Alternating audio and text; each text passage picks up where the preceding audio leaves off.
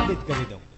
દાખલા તરીકે કે તમે અત્યારે વાંચતા હોય તો તમને એવા ઘણીવાર આળસ થાય, વિચાર આવે કાલે વાંચીશ, એટલે તમે ઘણીવાર પુસ્તક બંધ કરીને મૂકી દો, બેસી જાઓ પાછા, અથવા સૂઈ જાઓ, અથવા બીજી કોઈ એક્ટિવિટી કરી લ્યો. વળી પાછું થોડી કાલે વિચાર આવે કે હવે કાલે વાંચીશ.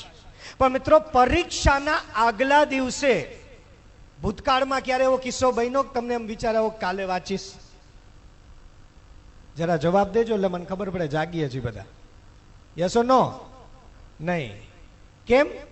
કારણ કે ખબર જ છે કે હવે આજે કાલે ચાલે એમ નથી, કારણ કે આવતીકાલે તો પરીક્ષા છે, એમાં કોઈ ઓપ્શન જ નથી. ધેટ્સ વાય એ દિવસે તમે વાંચી લ્યો છો, અને એ દિવસે કદાચ 12 કલાક 15 કલાક પણ વાંચી લ્યો છો. એમાં ક્યારેય તમને ઊંઘ નથી આવતી, વિચાર નથી આવતા, થાકી નથી જતા. મિત્રો, તમને ભૂખ પણ નથી લાગતી, ને એમાં તો ભૂખમાં તો મમ્મી તમને વચ્ચે વચ્ચે કંઈક જમવાનું કે નાસ્તો લઈને આવે ને તો તમે ઇરિટેટ થઈ, આગી જાને ને મારો ટાઈમ બગાડસ. ત્યારે ટાઈમ કિંમતી થઈ જાય છે આપણા માટે.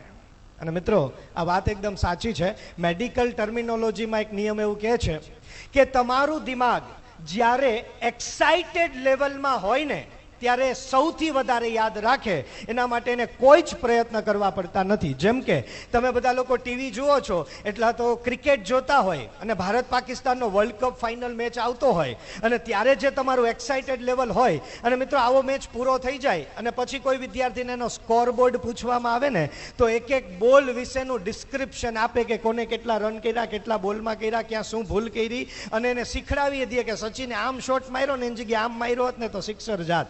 આટલી હદ સુધી તમને બધું યાદ હોય તો મને એવો વિશ્વાસ છે કે ત્યારે તમે કોઈ ટ્યુશનમાં જતા નથી કે 4 વાર ક્રિકેટને લખતા નથી. લખો છો છતાં આપણને યાદ રહે છે.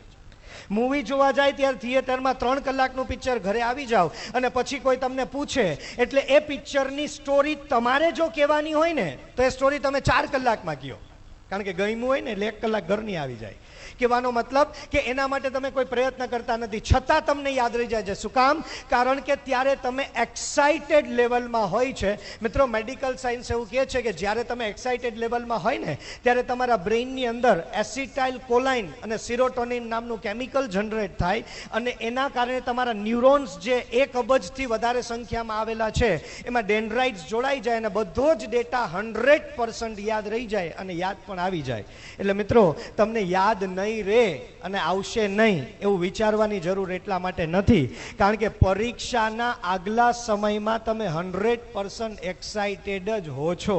ભલે પ્રેશરમાં તો પ્રેશરમાં પણ એક્સાઇટેડ જરૂર હો છો. એટલે તમે જેટલું પણ વાંચશો, જેટલું ઇનપુટ કરશો, એનું 100% તમને બીજા દિવસે એટલે કે એક્ઝામના સમયે તમને આઉટપુટ મળશે.